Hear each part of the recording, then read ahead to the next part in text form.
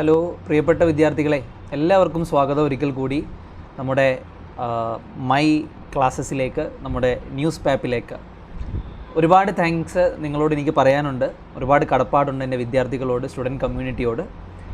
2 ദിവസത്തിനുള്ളിൽ തന്നെ നമ്മുടെ ചാനലിൻ്റെ വീഡിയോകൾക്കുള്ള വ്യൂസും അതുപോലെ അതുമായി ബന്ധപ്പെട്ട് നമുക്ക് ലഭിക്കുന്ന ഫീഡ്ബാക്കുകളെല്ലാം നമുക്ക് വളരെയധികം സന്തോഷം തരുന്ന കാര്യങ്ങളാണ്. Continue learning, continue supporting us. News പേപ്പറുമായിട്ട് ബന്ധപ്പെട്ട് ഒരിക്കൽ കൂടി ഞാൻ പറയുകയാണ്, പുതുതായിട്ട് കേൾക്കുന്ന ആൾക്കാർക്ക് എല്ലാ ദിവസവും ഹിന്ദു ന്യൂസ് പേപ്പറിൽ നിന്ന്, ഹിന്ദു ന്യൂസ് പേപ്പർ നമുക്കറിയാം ഏത് മത്സര പരീക്ഷകളാണെങ്കിൽ, റൈറ്റ് ഫ്രം UPSC മുതൽ നമ്മൾ ഏത് മത്സര പരീക്ഷകൾക്ക് പ്രിപ്പയർ ചെയ്യുകയാണെങ്കിലും നമുക്ക് ഏറ്റവും കൂടുതൽ കോൺഫിഡൻസോട് കൂടി കറണ്ട് അഫെയേഴ്സിനെ നമുക്ക് അപ്രോച്ച് ചെയ്യാൻ പറ്റുന്നത് നമ്മുടെ ഹിന്ദു ന്യൂസ് പേപ്പറിൽ നിന്ന് കറണ്ട് അഫെയേഴ്സിനെ കണ്ടുപിടിക്കുമ്പോഴാണ്. അങ്ങനെ ഒരു പത്രമാണ് ഹിന്ദു ന്യൂസ് പേപ്പർ. ആ ഹിന്ദു ന്യൂസ് പേപ്പറിൽ നിന്ന് എല്ലാ ദിവസവും നിങ്ങളിലേക്ക് ആവശ്യമായ കേവലം UPSC മാത്രമല്ല, എന്നോട് പല കുട്ടികളും ചോദിച്ചിരുന്നു ഏതൊക്കെ പരീക്ഷകൾക്ക് ഇത് ഉപകാരപ്പെടുമെന്ന്. ഞാനൊരു UPSC മെൻറ്റർ ആയതുകൊണ്ട്, UPSC കോച്ച് ആയതുകൊണ്ട് പലരും വിചാരിച്ചിരിക്കുന്നത് UPSCക്ക് മാത്രമാണെന്ന് ആണ്. അല്ല, UPSC, SSC, അതുപോലെ RRB, PSC, ഇനി നമുക്കറിയാം CUET എന്ന് പറയുന്ന CUET UG-PG കേന്ദ്ര സർവകലാശാലകളിലേക്ക് നടക്കുന്ന എൻട്രൻസ് പരീക്ഷയാണ് CUET. ഇങ്ങനെ തുടങ്ങി UPSC മുതൽ CUET വരെ ഉള്ള പരീക്ഷകൾക്ക് കറണ്ട് അഫെയേഴ്സിന് എല്ലാവരും റെക്കമെൻഡ് ചെയ്യുന്ന ഒരു സോഴ്സാണ് ഹിന്ദു. പക്ഷേ പലർക്കും അതിൻ്റെ ഭാഷ വായിച്ചെടുക്കാനും മനസ്സിലാക്കാനും ഒക്കെ ബുദ്ധിമുട്ടുള്ളത് കൊണ്ട് പല കുട്ടികളും അതിൽ ബുദ്ധിമുട്ട് കണ്ടെത്താറുണ്ട്. അപ്പോൾ അത്തരത്തിലുള്ള വിദ്യാർത്ഥികൾക്ക്, സ്റ്റുഡൻറ്റ് കമ്മ്യൂണിറ്റിക്ക്, ആസ്പിരൻറ്റ് കമ്മ്യൂണിറ്റിയിലേക്കാണ് ന്യൂസ് പേപ്പർ വരുന്നത്. എല്ലാ ദിവസവും ഹിന്ദു ന്യൂസ് പേപ്പറിൽ നിന്ന് നിങ്ങളുടെ ഈ പരീക്ഷകൾക്ക് ആവശ്യമായ കണ്ടൻറ്റുകൾ മാത്രം എടുത്തുകൊണ്ട് ആ ഒരു ന്യൂസിനെ തന്നെ നിങ്ങളിലേക്ക് എത്തിക്കുകയും അതിൻ്റെ ബാക്ക്ഗ്രൗണ്ടിലേക്ക് പോവുകയും ചെയ്യും. ശ്രദ്ധിക്കുക, കാരണം പല വിദ്യാർത്ഥികളും ഇത്തരത്തിലുള്ള ക്ലാസ്സുകൾ ഡിപ്പെൻഡ് ചെയ്യുന്നത് ആ ന്യൂസിലുള്ളത് എന്തോ അത് അവർ പലപ്പോഴും എടുക്കാറില്ല, അതിൻ്റെ ബാക്ക്ഗ്രൗണ്ടിലുള്ള കാര്യങ്ങൾ മാത്രമാണ് എടുക്കാറ്. പക്ഷെ അങ്ങനെ പാടില്ല. ഓരോ ന്യൂസിനും ആ ന്യൂസ് പുതുതായി നൽകുന്ന ചില കണ്ടൻറ്റുകളുണ്ട്, ചില നോളജുകളുണ്ട്, അത് നമ്മൾ കൃത്യമായി പഠിച്ചിരിക്കണം. അപ്പോൾ ഈ ഒരു ന്യൂസ് പേപ്പറിലൂടെ നിങ്ങളിലേക്ക് അതാണ് ഞാൻ ആ ന്യൂസ് കട്ടിൻ്റെ ആർട്ടിക്കിളിൻ്റെ സ്ക്രീൻഷോട്ട് തന്നെ ഇടുന്നത്. നിങ്ങൾക്കിതൊരു മിനി ന്യൂസ് പേപ്പറായിട്ടും യൂസ് ചെയ്യാം, ഒരു നല്ല സ്റ്റഡി മെറ്റീരിയലായിട്ട് യൂസ് ചെയ്യാം. ഈ ഒരു PDF നിങ്ങളിലേക്ക് ഞാനിപ്പോൾ നിലവിൽ നൽകിക്കൊണ്ടിരിക്കുന്നത്. ആവശ്യമുള്ളവർക്ക് ഇതിൻ്റെ താഴെ ഈ PDF-ൽ ഈ ഡിസ്ക്രിപ്ഷനിൽ കാണുന്ന നമ്പറിലോ ഇമെയിൽ ഐഡിയിലോ നിങ്ങൾക്ക് നിങ്ങളുടെ ഒരു മെസ്സേജ് അയക്കാം. എന്നിട്ട് നിങ്ങൾ ചോദിക്കുകയാണെങ്കിൽ ഇത് ഷെയർ ചെയ്ത് തരും. കുറച്ച് ദിവസങ്ങൾക്ക് ശേഷം നമ്മൾ അതിനൊരു യൂണിഫൈഡ് ആയിട്ടുള്ള ഒരു പ്ലാറ്റ്ഫോമും കണ്ടെത്തുന്നതാണ്. അപ്പോൾ കീപ് ലേണിംഗ്. നമ്മൾ ഇന്നത്തെ ഡിസ്കഷനിലേക്ക് പോവുകയാണ്. നമ്മുടെ ഇന്നത്തെ ആർട്ടിക്കിൾ എന്ന് പറയുന്നത് SC intervenes in rape and murder of doctor എന്ന് പറയുന്ന ആർട്ടിക്കിളാണ്. ഇത് ബംഗാളിൽ ഇപ്പോൾ നടന്നുകൊണ്ടിരിക്കുന്ന വലിയ പ്രക്ഷോഭങ്ങൾ, ബംഗാളിൽ മാത്രമല്ല ഇന്ത്യയുടെ പല ഭാഗങ്ങളിലും നടന്നുകൊണ്ടിരിക്കുന്ന വലിയ പ്രക്ഷോഭങ്ങൾ നമുക്കറിയാം. ഒരു വനിതാ ഡോക്ടർ കൊല്ലപ്പെടുന്നു.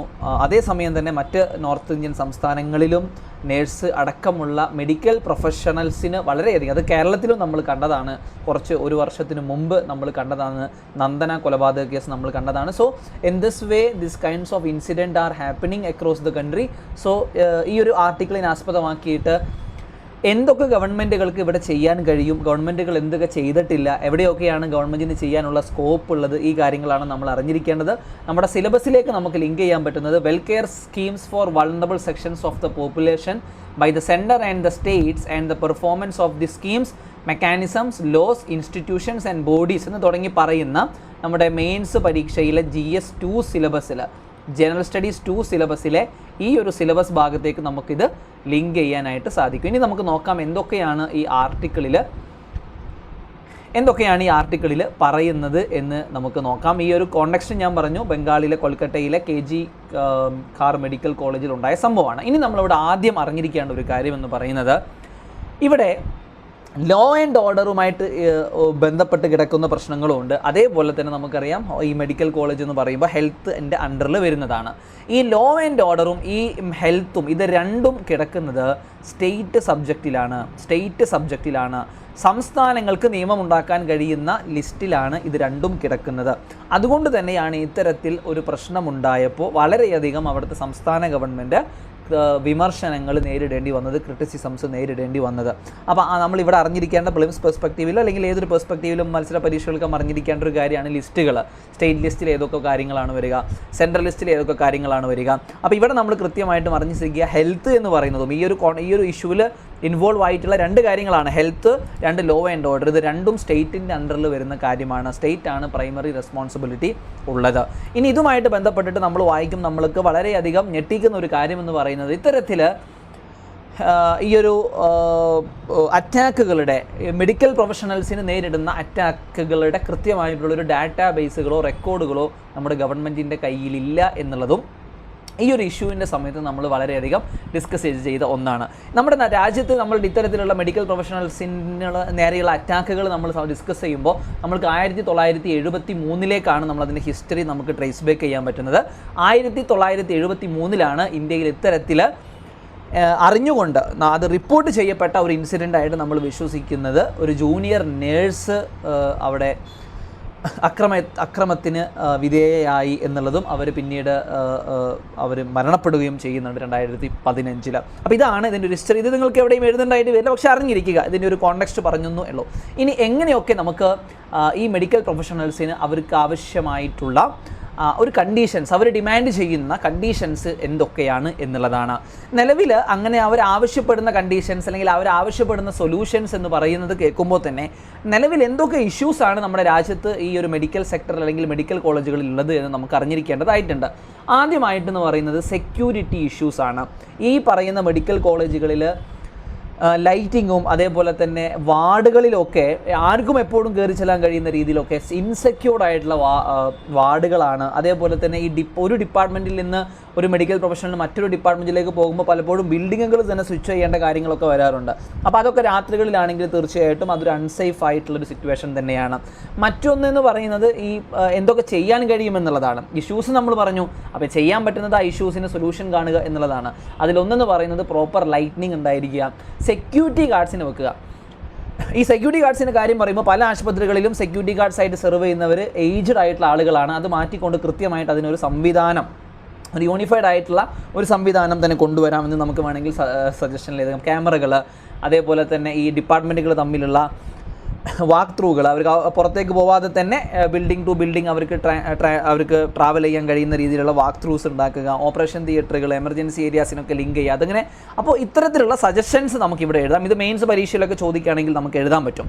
ഇനി പ്രിയപ്പെട്ട കൂട്ടുകാരെ, പ്രിയപ്പെട്ട വിദ്യാർത്ഥികളെ, ഞാനിവിടെ കുറച്ച് എക്സാമ്പിൾസ് കൂടി പറയാൻ പോവാണ് കേട്ടോ. ഈ എക്സാമ്പിൾസ് നിങ്ങൾക്ക് നിങ്ങളുടെ മെയിൻസ് പരീക്ഷയിലൊക്കെ നിങ്ങൾക്ക് എഴുതാൻ വേണ്ടി സാധിക്കും. UPSCയുടെ മെയിൻസ് പരീക്ഷയിൽ നിങ്ങൾക്ക് എഴുതാൻ വേണ്ടി സാധിക്കും. അതായത് മറ്റ് രാജ്യങ്ങളിൽ എങ്ങനെയാണ് ഇത്തരത്തിലുള്ള ഈ അറ്റാക്കിനെ, ഈ വയലൻസിനെ ഡീൽ ചെയ്യുന്നത് എന്നുള്ള എക്സാമ്പിൾസാണ്. 3 എക്സാമ്പിൾസാണ്. ഒന്ന് UK-യിൽ, 2 യുണൈറ്റഡ് സ്റ്റേറ്റ്സിൽ, 3 ഓസ്ട്രേലിയയിൽ.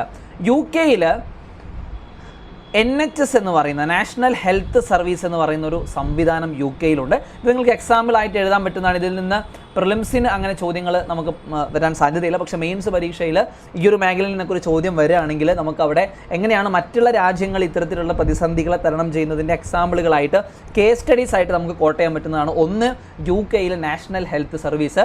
ആ നാഷണൽ ഹെൽത്ത് സർവീസിലൂടെ ഒരു സീറോ ടോളറൻസ് പോളിസിയാണ് ഇത്തരത്തിലുള്ള വയലൻസിനെതിരെയായിട്ടുള്ളത്. യുണൈറ്റഡ് സ്റ്റേറ്റ്സിലാണെങ്കിൽ ഇത്തരത്തിലുള്ള ഹെൽത്ത് കെയേഴ്സിനെതിരെയുള്ള കുറ്റകൃത്യങ്ങളെ അത് വളരെ ഹീനസായിട്ടുള്ള ഫെലോണീസ് എന്ന് പറയുന്ന രീതിയിൽ അതിന് വളരെ ശക്തമായിട്ടുള്ള കുറ്റകൃത്യങ്ങളായിട്ടാണ് അതിനെ വിലയിരുത്തുന്നത്. ഓസ്ട്രേലിയയിലാണെങ്കിലും അവർ വ്യത്യസ്ത രീതിയിലുള്ള സേഫ്റ്റി മെഷേഴ്സ് അവർ അഡാപ്റ്റ് ചെയ്തിട്ടുണ്ട് സെക്യൂരിറ്റി പേഴ്സണൽസിനെ. അതുപോലെ പാനിക് ബട്ടൺസ് നമ്മളിപ്പോൾ ടാക്സിയിലൊക്കെ നമ്മുടെ രാജ്യത്ത് നമ്മൾ കാണുന്നുണ്ട്. അതേപോലെ ഒരു ഡോക്ടർക്ക് ഏത് സമയത്തും അല്ലെങ്കിൽ ഒരു നഴ്സിന്, മെഡിക്കൽ പ്രൊഫഷണൽസിന് ഒരു ഇൻസെക്യൂരിറ്റി ഉണ്ടായിക്കഴിഞ്ഞാൽ അവർക്ക് ഉപയോഗിക്കാൻ പറ്റുന്ന പാനിക് ബട്ടൺസ്, അതേപോലെ തന്നെ ഡീഎസ്കലേഷൻ ട്രെയിനിങ് സ്റ്റാഫുകൾക്ക് കൊടുക്കുക, ഇങ്ങനെ രീതിയിലൊക്കെ ചെയ്യുന്നുണ്ട്. അപ്പോൾ ഈ ഒരു ഭാഗം നിങ്ങൾക്ക് ഇത്തരത്തിലുള്ള ഒരു സജഷൻസ് ആയിട്ട് നിങ്ങൾക്ക് എഴുതാൻ വേണ്ടി സാധിക്കും. ഇനി നമ്മുടെ രാജ്യത്ത് നമുക്ക് എന്തൊക്കെ ചെയ്യാൻ പറ്റും എന്നുള്ളതാണ്. തീർച്ചയായിട്ടും ഈ ഡോക്ടർമാരും ഒക്കെ സമരം ചെയ്യുന്നത് തന്നെ തീർച്ചയായിട്ടും ഒരു നിയമം കൊണ്ടുവരിക, ഒരു സെൻട്രൽ പ്രൊട്ടക്ഷൻ ആക്ട് കൊണ്ടുവരിക, ഈ ഹെൽത്ത് കെയർ വർക്കേഴ്സിന് വേണ്ടിയിട്ടുള്ള ഒരു ആക്ട് കൊണ്ടുവരിക എന്നുള്ളതാണ് പ്രധാനമായിട്ടും ആവശ്യപ്പെടുന്നത്. അപ്പോൾ അത് തന്നെയാണ് നമ്മുടെ രാജ്യത്ത് ഏറ്റവും അടിയന്തരമായിട്ട് നമുക്ക് ആവശ്യമുള്ളതും. ഇനി ഞാൻ പറയുന്നത് പോലെ നമ്മുടെ ഈ ഒരു ഈ ഒരു മെറ്റീരിയലിൻ്റെ യുണീക്ക് ആയിട്ടുള്ളൊരു കാര്യമാണ്. ഇന്ന് എന്നോടൊരു സ്റ്റുഡൻറ്റ് അവരുടെ സന്തോഷം അറിയിച്ചിരുന്നു. ഇത്തരത്തിലുള്ള ആ ന്യൂസിൽ വരുന്ന ടെക്നിക്കൽ ടേംസിനെ കൊടുക്കുന്നത് തീർച്ചയായിട്ടും അതൊരു വൺ ഓഫ് കൈൻഡ് ഒരു യുണീക്ക് ഇനീഷ്യേറ്റീവാണ്. വളരെ സന്തോഷം. അപ്പോൾ ഞാനിവിടെ ഇത് ഞാൻ എക്സ്പ്ലെയിൻ ചെയ്യുന്നില്ല. പക്ഷേ ഇപ്പോൾ ഇവിടെ ഉദാഹരണത്തിന് സുബോമോട്ടോ, എന്താണ് സുബോമോട്ടോ? സ്വമേധയാ കേസെടുക്കുക എന്നൊക്കെ നമ്മൾ പലപ്പോഴും കേട്ടിട്ടുണ്ട് അല്ലെ, കോടതികൾ. അപ്പോൾ അങ്ങനെയുള്ള ടേമുകൾ ഓരോ ആർട്ടിക്കിളുകളിൽ ഉണ്ടെങ്കിൽ അത് കൃത്യമായിട്ട് കൊടുക്കുന്നു. അപ്പോൾ നിങ്ങൾക്ക് ആ സബ്ജക്ട് സ്പെസിഫിക് വൊക്കാബുലറി എൻറിച്ച് ചെയ്യാനും നിങ്ങൾക്കത് ഉപകരിക്കും. അപ്പോൾ ഈ ആർട്ടിക്കിൾ നിങ്ങൾക്ക് മനസ്സിലായി എന്ന് കരുതുന്നു. ഇതിൽ നിന്നും ഒരു പരീക്ഷയ്ക്ക് എന്താണ് നിങ്ങൾ മനസ്സിലാക്കേണ്ടത് എന്നൊക്കെ നിങ്ങൾക്ക് മനസ്സിലായി എന്ന് കരുതിയിട്ട് ഞാൻ അടുത്ത ആർട്ടിക്കിളിലേക്ക് പോവുകയാണ് കേട്ടോ. അടുത്തൊരു ആർട്ടിക്കിൾ നമുക്ക് പഠിക്കാനുള്ളത് മലേഷ്യയുടെ പ്രൈം മിനിസ്റ്റർ നമ്മുടെ രാജ്യം സന്ദർശിക്കാനായിട്ട് ഇന്ന് വരികയാണ്. ഓക്കെ, അപ്പോൾ നമുക്ക് ഈ ഒരു കോണ്ടെക്സ്റ്റിൽ മലേഷ്യയുമായിട്ട് ഇന്ത്യയുടെ ബന്ധം എത്രത്തോളം ദൃഢമാണ്, എന്തൊക്കെയാണ് ഇന്ത്യയും മലേഷ്യയും തമ്മിലുള്ള ബന്ധത്തിലുണ്ടായിട്ടുള്ള ചാലഞ്ചുകൾ എന്തൊക്കെയാണെന്നാണ്. നമുക്ക് സിവിൽ സർവീസിൻ്റെ സിലബസിൽ നമുക്കിത് ലിങ്ക് ചെയ്യാൻ പറ്റുന്നത് ജനറൽ സ്റ്റഡീസ് പേപ്പർ 2-ൽ 3 ഭാഗത്തേക്ക് നമുക്ക് ഇൻ്റർനാഷണൽ റിലേഷൻ്റെ ഭാഗത്തേക്ക് ലിങ്ക് ചെയ്യാം. 1 India and neighbourhood relations, 2 bilateral regional and global groupings എന്ന് പറയുന്ന ഭാഗം, effect of policies and politics of developed and developing countries of on India's interest Indian diaspora. ഇവിടെ ഒരു ചലഞ്ച് എന്താണെന്നറിയോ കുട്ടികളെ? അതായത് ഈ സാക്കിർ നായിക് എന്ന് പറയുന്ന നമ്മുടെ രാജ്യത്തെ അന്വേഷണ ഏജൻസികൾ ടാർഗറ്റ് ചെയ്യുന്ന അല്ലെങ്കിൽ അന്വേഷിച്ചുകൊണ്ടിരിക്കുന്ന സാക്കിർ നായിക്കിന് ഒരു പെർമനൻറ്റ് സിറ്റിസൺഷിപ്പ് കൊടുത്ത ഒരു രാജ്യമാണ് ഈ പറയുന്ന മലേഷ്യ. ഓക്കെ, അപ്പോൾ തീർച്ചയായിട്ടും നമുക്കറിയാം അങ്ങനെയുള്ളൊരു വ്യക്തിക്ക് അഭയം കൊടുക്കുമ്പോൾ തീർച്ചയായിട്ടും നമുക്ക് അവിടെ ഒരു ഡിഫറൻസ് ഓഫ് ഒപ്പീനിയൻ ഉണ്ടായിരിക്കും. പക്ഷേ അങ്ങനെയൊക്കെയുള്ള മലേഷ്യയാണെങ്കിലും ഈ ഒരു വിസിറ്റിൽ തീർച്ചയായിട്ടും നമ്മൾ ഒരുപാട് ട്രേഡ് എൻഹാൻസ് ചെയ്യാൻ വേണ്ടിയിട്ടും സ്ട്രാറ്റജിക്കലിയും അല്ലെങ്കിൽ പീപ്പിൾ ടു പീപ്പിൾ കണക്ഷൻസ്, ജനങ്ങൾ തമ്മിലുള്ള കണക്ഷൻസൊക്കെ ഇമ്പ്രൂവ് ചെയ്യാൻ വേണ്ടിയിട്ടുള്ള ഡിസ്കഷൻസ് ഉണ്ടായിരിക്കും.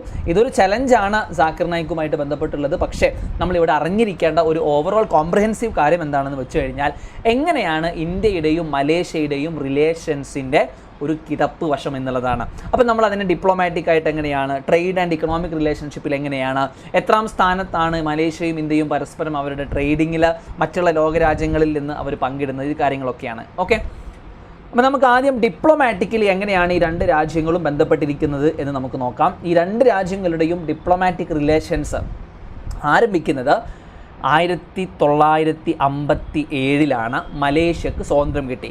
ഇന്ത്യയും മലേഷ്യയും തമ്മിലുള്ള മറ്റൊരു സാമ്യത എന്ന് പറയുന്നത് ഇന്ത്യയും മലേഷ്യയും ബ്രിട്ടീഷ് റൂളിൻ്റെ അണ്ടറിലായിരുന്നു. 1947 ഇന്ത്യക്ക് സ്വാതന്ത്ര്യം കിട്ടി, 1957 മലേഷ്യക്ക് സ്വാതന്ത്ര്യം കിട്ടുമ്പോഴാണ് ഈ 2 രാജ്യങ്ങളും തമ്മിലുള്ള ആ ഒരു ഡിപ്ലോമാറ്റിക് റിലേഷൻസ് ആരംഭിക്കുന്നത്. ഇനി നമ്മളിവിടെ അറിഞ്ഞിരിക്കേണ്ട മറ്റൊരു കാര്യം, പ്രിലിംസ് പെർസ്പെക്റ്റീവ് നമുക്ക് ഇമ്പോർട്ടൻ്റ് ആണ്. ഇന്ത്യയും മലേഷ്യയും പങ്കിടുന്ന ഓർഗനൈസേഷൻസ് ഏതൊക്കെയാണ്? യുണൈറ്റഡ് നേഷൻസ്, ആസിയാൻ, അതേപോലെ നോൺ അലൈൻഡ് മൂവ്മെൻറ്റ് അല്ലെങ്കിൽ നാം എന്ന് പറയുന്ന ഈ സംവിധാനങ്ങളിലെല്ലാം ഇന്ത്യയും മലേഷ്യയും അവർ സഹകരിക്കുന്നുണ്ട്, അവർ പങ്കിടുന്നുണ്ട്, അവർ അംഗങ്ങളാണ്. ഓക്കെ, ഇനി നമ്മൾ ട്രേഡിനെ കുറിച്ച് പറയുകയാണെങ്കിൽ എത്രത്തോളമാണ് ഈ 2 രാജ്യങ്ങളും തമ്മിലുള്ള ട്രേഡും റിലേഷൻഷിപ്പ് എന്ന് പറഞ്ഞു കഴിഞ്ഞാൽ മലേഷ്യയെ സംബന്ധിച്ചിടത്തോളം ഇന്ത്യ മലേഷ്യയുടെ 13ാമത്തെ വലിയ ട്രേഡിംഗ് പാർട്ട്ണറാണ്. ഇന്ത്യയെ സംബന്ധിച്ചിടത്തോളം മലേഷ്യയെ സംബന്ധിച്ചിടത്തോളം അവരുടെ 10ാമത്തെ ട്രേഡിംഗ് പാർട്ട്ണറാണ്. ഓക്കെ, ഇന്ത്യയെ സംബന്ധിച്ചിടത്തോളം മലേഷ്യ 13ാമത്തെ ലാർജസ്റ്റ് ട്രേഡിംഗ് പാർട്ട്ണറാണ്. മലേഷ്യയെ സംബന്ധിച്ചിടത്തോളം ഇന്ത്യ 10ാമത്തെ ട്രേഡിംഗ് പാർട്ട്ണറാണ്. ഇനി റീജിയണലി നമ്മൾ എടുക്കുകയാണെങ്കിൽ ആസിയാൻ്റെ ഉള്ളിലെടുക്കുകയാണെങ്കിൽ മലേഷ്യ ഇന്ത്യയുടെ 3rd ലാർജസ്റ്റ് ട്രേഡിംഗ് പാർട്ണറാണ്. ഇതൊക്കെ നമുക്ക് വേണമെങ്കിൽ പ്രിലിംസിലാണ് നമുക്ക് ചോദ്യം വരാൻ സാധ്യതയുള്ളത്. പക്ഷേ മെയിൻസിലും നിങ്ങൾക്ക് ഇത്തരത്തിൽ ഇൻട്രോയിലും കൺക്ലൂഷനിലും ഒക്കെ നിങ്ങൾക്ക് വേണമെങ്കിൽ ഇത് എഴുതാം. ഓക്കെ, അപ്പോൾ ഇതാണ് അവർ ആ 2 രാജ്യങ്ങളും തമ്മിലുള്ള എന്ത് relationship, economic and trade relationship അറിഞ്ഞിരിക്കുക. പ്രിലിംസിലൊക്കെ വേണമെങ്കിൽ ചോദ്യം വരാനുള്ള സാധ്യതയുണ്ട്. ഇനി economic agreement CECA, comprehensive economic corporation agreement 2 രാജ്യങ്ങളും തമ്മിൽ സൈൻ ചെയ്തിട്ടുണ്ട്. മാത്രമല്ല ഇവിടെ ഏറ്റവും പ്രധാനപ്പെട്ട ഒരു കാര്യം, കറൻസി ട്രേഡിൻ്റെ എഗ്രിമെൻറ്റും ഇന്ത്യയും മലേഷ്യയും തമ്മിൽ സൈൻ ചെയ്തിട്ടുണ്ട്. അതിൻ്റെ അടിസ്ഥാനത്തിൽ both this countries are conducting trade in Indian rupee. Indian റുപ്പിയിൽ ഈ 2 രാജ്യങ്ങളും ട്രേഡ് കണ്ടക്ട് ചെയ്യുന്നുണ്ട്. അപ്പോൾ ഈ പറഞ്ഞവയൊക്കെയാണ് ഇന്ത്യയും മലേഷ്യയും തമ്മിലുള്ള ഇക്കണോമിക് റിലേഷൻഷിപ്പ് എന്ന് പറയുന്നത്. ഇനി നമ്മൾ ഡിഫൻസും സെക്യൂരിറ്റിയിലേക്കും വരികയാണെങ്കിലും നമ്മൾ ഈ മലേഷ്യയുമായിട്ട് 1993 we have signed A defence corporation memorandum. അതേപോലെ തന്നെ മലേഷ്യയും ഇന്ത്യയും തമ്മിൽ ഒരുമിച്ച് ജോയിൻറ്റ് മിലിറ്ററി എക്സസൈസ് കണ്ടക്ട് ചെയ്തിട്ടുണ്ട്. മാത്രമല്ല ഏകദേശം 18ഓളം ഇന്ത്യൻ ലൈറ്റ് ഫൈറ്റർ ജെറ്റുകൾ മലേഷ്യ അക്യൂർ ചെയ്യാൻ താല്പര്യപ്പെടുന്നുണ്ട്. പിന്നെ നമ്മൾ കാലാകാലങ്ങളായി സമയാസമയങ്ങളിൽ നമ്മൾ വ്യത്യസ്തങ്ങളായിട്ടുള്ള ഹൈ ലെവൽ എൻഗേജ്മെൻറ്റുകളൊക്കെ നടത്തിക്കൊണ്ട് നമ്മൾ സ്ട്രാറ്റജിക് പാർട്ണർഷിപ്പ് നമ്മൾ ബൂസ്റ്റ് ചെയ്യുന്നു. നമുക്കറിയാം ടൂറിസം, അതേപോലെ ഡയസ്പോറ. ടൂറിസം മേഖലയിൽ ഇന്ത്യയിൽ നിന്നും ഇന്ത്യയും മലേഷ്യയും തമ്മിൽ ടൂറിസം മേഖലയിൽ വലിയ രീതിയിൽ കോർപ്പറേഷനും ടൈസും ഉണ്ടായിക്കൊണ്ടിരിക്കുന്നു. കൾച്ചറൽ മേഖലയിലായാലും നമുക്കറിയാം ഇപ്പോൾ ഹിന്ദുസം, ബുദ്ധിസം അല്ലെങ്കിൽ മറ്റ് ഫെസ്റ്റിവലുകൾ ഇതെല്ലാം മലേഷ്യയിൽ റൂട്ടഡ് ആണ്, ഇൻഗ്രെയിൻഡ് ആണ്. അപ്പോൾ ഈ പറഞ്ഞ രീതികളിലെല്ലാം ഇന്ത്യയും മലേഷ്യയും തമ്മിലുള്ള ബന്ധങ്ങളെക്കുറിച്ചൊരു ക്വസ്റ്റ്യൻ വന്നാൽ നമുക്ക് എഴുതാം. ഇതിൽ ഇനി എന്തൊക്കെയാണ് ഈ രണ്ട് രാജ്യങ്ങളും തമ്മിലുള്ള ചലഞ്ചസ്, അവരുടെ ബന്ധങ്ങളിലുള്ള ചലഞ്ചസ് എന്ന് പറയുന്നത് ഒന്ന് പ്രധാനമായിട്ടും ഇക്കണോമിക് ചലഞ്ചസ് ആണ്. ഈ രണ്ട് രാജ്യങ്ങൾ തമ്മിൽ താരിഫുകളുടെ അല്ലെങ്കിൽ നോൺ താരിഫ് ബാരിയേഴ്സ്, ട്രേഡ് റെസ്ട്രിക്ഷൻസിൻ്റെ കാര്യങ്ങളിലെല്ലാം ഈ രണ്ട് രാജ്യങ്ങളും തമ്മിൽ ചില ചലഞ്ചുകളുണ്ട്. അതേപോലെ തന്നെ ജിയോ പൊളിറ്റിക്കൽ കൺസിഡറേഷൻസ്, അതായത് ഈ രണ്ട് രാജ്യങ്ങളും അവർ ബന്ധം സ്ഥാപിച്ചിട്ടുള്ള രാജ്യങ്ങൾ, അവർ ഏറ്റവും കൂടുതൽ അറ്റാച്ച്മെൻറ്റ് കാണിക്കുന്ന രാജ്യങ്ങൾ വ്യത്യസ്ത രാജ്യങ്ങളാണ്. അതുകൊണ്ട് തന്നെ ആ ഒരു രീതിയിൽ ഡിഫറൻറ്റ് ഫോറിൻ പോളിസി പ്രയോറിറ്റീസ് എന്ന് നമുക്കതിന് പറയാം. ഈ രണ്ട് രാജ്യങ്ങൾക്കും വ്യത്യസ്തങ്ങളായ രാജ്യങ്ങളോടാണ് അവരുടെ ഫോറിൻ പോളിസി ഇൻട്രസ്റ്റ് ഉള്ളത്. അതും ഈ രണ്ട് രാജ്യങ്ങൾ തമ്മിലുള്ള, തീർച്ചയായിട്ടും നമുക്കറിയാം ഇത്തരത്തിലുള്ള ഒരുപാട് പ്ലാറ്റ്ഫോമുകളിൽ, ആസിയാൻ പോലെയുള്ള പ്ലാറ്റ്ഫോമുകളിലൊക്കെ പങ്കിടുന്ന രണ്ട് രാജ്യങ്ങൾ അവരുടെ ഫോറിൻ പോളിസി പ്രയോറിറ്റീസ് വ്യത്യസ്തമാകുമ്പോൾ തീർച്ചയായിട്ടും ഇപ്പോൾ ഒരു രാജ്യം US-ഉമായിട്ടും ഒരു രാജ്യം ചൈനയുമായിട്ടും കൂടുതൽ അടുക്കുമ്പോൾ ഈ ചൈനയും US-ഉം തമ്മിലുള്ള പ്രശ്നങ്ങൾ വരെ ഈ രണ്ട് രാജ്യങ്ങളെ ബാധിക്കുന്ന ഒരു രീതിയാണ് നമ്മളുടെ ഇൻ്റർനാഷണൽ കോണ്ടെക്സ്റ്റ് എന്ന് പറയുന്നത്. ഓക്കെ, അപ്പോൾ ഇതൊക്കെയാണ് നമ്മൾക്ക് ഇന്ത്യ മലേഷ്യയെക്കുറിച്ച് നമുക്ക് പറയാനുള്ളത്. നിങ്ങൾക്ക് മനസ്സിലായി എന്ന് വിശ്വസിക്കുന്നു. എന്തൊക്കെ ബന്ധങ്ങളാണ്, എന്തൊക്കെ രീതിയിലാണ് നമ്മൾ അവരുടെ ബന്ധത്തിനെ നമ്മൾ ഊട്ടിയുറപ്പിക്കുന്നത്, അതേപോലെ തന്നെ ഏതൊക്കെയാണ് ചലഞ്ചുകൾ ഈ രണ്ട് രാജ്യങ്ങളും തമ്മിൽ എന്നുള്ളതാണ്. മൂന്നാമത്തെ ഒരു ആർട്ടിക്കിൾ വളരെ വിഷമകരമായൊരു വാർത്തയാണ് കേട്ടോ. കാരണം ഇന്ത്യൻ കോസ്റ്റ് ഗാർഡിൻ്റെ മേധാവി രാകേഷ് പാൽ, അദ്ദേഹം ഒരു ഫംഗ്ഷൻ്റെ ഇടയിൽ വളരെ അപ്രത്യക്ഷമായ രീതിയിൽ അദ്ദേഹം മരണപ്പെടുകയുണ്ടായിരുന്നു. അപ്പോൾ ഈ ഒരു ആർട്ടിക്കിൾ ഞാൻ ഉൾപ്പെടുത്തിയിട്ടുള്ളത് UPSCയുടെ ഒരു പെർസ്പെക്റ്റീവിലല്ല, മറിച്ച് മറ്റുള്ള പരീക്ഷകളായ SSC, PSC, RRB, CU തുടങ്ങിയ പരീക്ഷകൾക്കൊക്കെ അടുത്തിടെ വിട വാങ്ങിയ ആളുകളെ കുറിച്ചുള്ള ചോദ്യം നമ്മൾ കാണാറുണ്ട്. അവർ ഏത് മേഖലയിലാണ് പ്രവർത്തിച്ചിരുന്നൊക്കെ പറഞ്ഞിട്ടുള്ള രീതിയിൽ നമ്മൾ ചോദ്യങ്ങൾ കാണാറുണ്ട്. അപ്പോൾ ആ ഒരു പെർസ്പെക്റ്റീവിലാണ് ഞാൻ ചോദ്യം ഇട്ടിരിക്കുന്നത്. അപ്പോൾ നമ്മളോട് അറിഞ്ഞിരിക്കേണ്ടത് ഇന്ത്യൻ കോസ്റ്റ് ഗാർഡിൻ്റെ മേധാവിയായിരിക്കെ തന്നെ മരണപ്പെട്ട ആ വ്യക്തി ആരാണ് എന്നുള്ള ചോദ്യം വന്നു കഴിഞ്ഞാൽ അത്രമാത്രം ഇതിൽ നിങ്ങൾ മനസ്സിലാക്കിയാൽ മതി. എഗെയിൻ UPSCക്ക് അത്ര ഇമ്പോർട്ടൻ്റ് അല്ല, പക്ഷേ മറ്റ് പരീക്ഷകൾക്ക് പ്രധാനപ്പെട്ടതാണ്. ഓക്കെ, അതാരായിരുന്നു? രാകേഷ് പാൽ. ഓക്കെ, രാകേഷ് പാൽ അദ്ദേഹം വിടവാങ്ങി. തീർത്തും വളരെ രീതിയിൽ നമുക്ക് സങ്കടമുള്ളൊരു കാര്യമാണ്. അടുത്തൊരു ആർട്ടിക്കിൾ ഇന്ത്യയും ശ്രീലങ്കയും തമ്മിലുള്ളൊരു ആർട്ടിക്കിളാണ്. ഈ രണ്ട് രാജ്യങ്ങളും തമ്മിൽ ഉള്ള ഒരു എക്സസൈസ് ആണ് മിത്രശക്തി എന്ന് പറയുന്നത്. എക്സസൈസുകൾ പലപ്പോഴും ചോദിക്കാറുണ്ട്, കഴിഞ്ഞ വർഷവും ചോദിച്ചിരുന്നു. അപ്പോൾ മിത്രശക്തി എന്ന് പറയുന്ന ഒരു എക്സസൈസിനെ കുറിച്ചാണ് ഈ ആർട്ടിക്കിൾ. അപ്പോൾ ഇതിൽ നിന്ന് നമ്മൾ ഈ മിത്രശക്തിയെക്കുറിച്ചാണ് അറിയേണ്ടത്. നമുക്ക് സിലബസിൽ ഇത് ലിങ്ക് ചെയ്യാൻ പറ്റുന്നത് പ്രിലിം സിലബസിൽ current events of national and international importance എന്ന് പറയുന്ന ഭാഗത്തേക്കാണ്. ഇനി എന്തൊക്കെയാണ് ഈ മിത്രശക്തിയെക്കുറിച്ച് നമ്മൾ അറിഞ്ഞിരിക്കേണ്ടത്? ഏറ്റവും പ്രധാനപ്പെട്ട കാര്യം ഏതൊക്കെ രാജ്യങ്ങൾ തമ്മിലുള്ളത് തന്നെയാണ്. അത് ഇന്ത്യയും ഇന്ത്യൻ ആർമിയും ശ്രീലങ്കൻ ആർമിയും തമ്മിലാണ്. ശ്രദ്ധിക്കുക, ആർമീസ് തമ്മിലാണ്. പ്രിലിംസിൽ വേണമെങ്കിൽ ഇവർക്ക് നാവലിനും എയർഫോഴ്സ് എന്നൊക്കെ പറഞ്ഞ് തെറ്റിക്കാൻ വേണ്ടി തരാം. ഓക്കെ, 2024 നടക്കുന്നത് ഇതിൻ്റെ 10th എഡിഷനാണ്. 10th എഡിഷനാണ് 2024 നടക്കുന്നത്. ഈ വർഷം പാർട്ടിസിപ്പേറ്റ് ചെയ്യുന്നത് രജ്പുതാന റൈഫിൾസ് കോണ്ടിജൻ്റ് ആണ്. ഇന്ത്യയിൽ നിന്ന് 120ഓളം സോൾജേഴ്സിൻ്റെ. പ്രധാനമായിട്ടും ഇതിൽ ഫോക്കസ് ചെയ്യുന്നത് സെമി അർബൻ ഓപ്പറേഷൻസ് ആണ്. സെമി അർബൻ എൻവയോൺമെൻറ്റിലുള്ള ജോയിൻ്റ് ഓപ്പറേഷനാണ് പ്രധാനമായിട്ടും ഇത്തവണ ഫോക്കസ് ചെയ്യുന്നത്. എന്തൊക്കെയാണ് ഇത്തരത്തിലുള്ള ഒരു ജോയിൻ്റ് മിലിറ്ററി എക്സസൈസിൻ്റെ ഉദ്ദേശങ്ങൾ എന്ന് പറയുന്നത്? ഓപ്പറേഷണൽ പ്രൊഫിഷ്യൻസി കൂട്ടുക, കൗണ്ടർ ടെററിസവും അതേപോലെ തന്നെ അർബൻ വാർഫെയറും കൃത്യമായിട്ട് അതിനെ ടാക്കിൾ ചെയ്യാൻ വേണ്ടിയിട്ടുള്ള ഒരു സംവിധാനം ഡിസൈൻ ചെയ്യുക. അപ്പോൾ ഇതൊക്കെയാണ് ഒബ്ജക്റ്റീവ്സ് എന്ന് പറയുന്നത്. മറ്റൊന്ന് ഇതിൻ്റെ സ്ട്രാറ്റജിക് ഇമ്പോർട്ടൻസ് ആണ്. ഈ രണ്ട് രാജ്യങ്ങളും തമ്മിലുള്ള ആംഡ് ഫോഴ്സസിൻ്റെ കോർഡിനേഷൻ വഴി പല കാര്യങ്ങളിലും ഈ രാജ്യങ്ങൾക്ക് ഒരുമിച്ച് അവർ രണ്ടുപേരും കോമൺ ആയിട്ട് നേരിടുന്ന ഭീഷണികളെയോ അല്ലെങ്കിൽ ഒരു രാജ്യം നേരിടുന്ന ഒരു ഭീഷണിയെ രണ്ട് രാജ്യങ്ങൾ കൂടി ഒരു സമയത്ത് സഹായിക്കുകയും മറ്റു രാജ്യത്തിന് ആവശ്യം വരുമ്പോൾ പരസ്പരം യോജിച്ച് പ്രവർത്തിക്കുകയും ചെയ്യുന്ന ഒരു സംവിധാനവും കൂടി മിത്രശക്തിയുടെ ലക്ഷ്യമാണ്. അപ്പോൾ മിത്രശക്തി ഏത് രണ്ട് രാജ്യങ്ങൾ തമ്മിലുള്ളതാണെന്നാണ് ഏറ്റവും പ്രധാനപ്പെട്ടത്. അതാണ് നമ്മൾ ഏറ്റവും പ്രധാനപ്പെട്ട് അറിഞ്ഞിരിക്കേണ്ട ഒരു കാര്യം എന്ന് പറയുന്നത്. അടുത്ത ഒരു article, defence minister opens new maritime rescue coordination centre in Chennai. ഇതും ഞാൻ SSC PSC RRB COGന് പ്രിപ്പയർ ചെയ്യുന്നവർക്ക് വേണ്ടിയിട്ടൊരു കറണ്ട് അഫെയർ ആണ്. ഇവിടെ ഇത്ര മാത്രം അറിഞ്ഞാൽ മതി. ഏറ്റവും പുതിയ മാരിടൈം റെസ്ക്യൂ കോർഡിനേഷൻ സെൻറ്റർ എവിടെയാണ് ഓപ്പൺ ചെയ്തത് എന്നുള്ളതാണ് നമ്മൾ ഇതിൽ നിന്നും അറിയേണ്ടത്. അത് ചെന്നൈയിലാണ്. അത്ര മാത്രം അറിഞ്ഞാൽ മതി. അതിൻ്റെ അപ്പുറത്തേക്ക്, കാരണം ഞാൻ പറഞ്ഞു ഇത് സാധ്യതയുള്ളത് SSC PSC RRB COT തുടങ്ങിയ പരീക്ഷകൾക്കാണ്. ഓക്കെ, അപ്പോൾ ആർക്കും ബോറടിക്കുന്നില്ല എന്നൊക്കെ വിശ്വസിക്കുന്നു. ഞാൻ ക്ലാസ്സുകൾ മനസ്സിലാവുന്നുണ്ടെന്ന് വിശ്വസിക്കുകയാണ്. എല്ലാവരും ഹാപ്പി ആണെന്ന് ഞാൻ വിശ്വസിക്കുകയാണ്. നിങ്ങളെല്ലാവരും ഹാപ്പി ആണെങ്കിൽ താഴെ കമൻറ്റ് ബോക്സിൽ ഹാപ്പി എന്നിടുക. ഇനി നമ്മൾ ഹാപ്പി ആണെന്ന് ഉറപ്പിച്ചുകൊണ്ട് നമ്മൾ അടുത്തൊരു ഇമ്പോർട്ടൻ്റ് ആയിട്ടുള്ളൊരു ആർട്ടിക്കിളിലേക്കാണ് നമ്മൾ പോകുന്നത്. മെൻ്റൽ ഹെൽത്തിനെ കുറിച്ച് പ്രതിപാദിക്കുന്ന ഒരു ആർട്ടിക്കിൾ. എന്തുകൊണ്ട് മെൻ്റൽ ഹെൽത്തിനെ കുറിച്ച് പ്രതിപാദിക്കുന്ന ആർട്ടിക്കിളിനെ ഞാൻ തിരഞ്ഞെടുത്തു എന്ന് വെച്ച് കഴിഞ്ഞാൽ, ഈ വർഷത്തെ ഇക്കണോമിക് സർവേയിൽ ആദ്യമായിട്ട് മെൻ്റൽ ഹെൽത്തിനെ കുറിച്ച് നമ്മുടെ ഗവൺമെൻറ് സംസാരിച്ചു.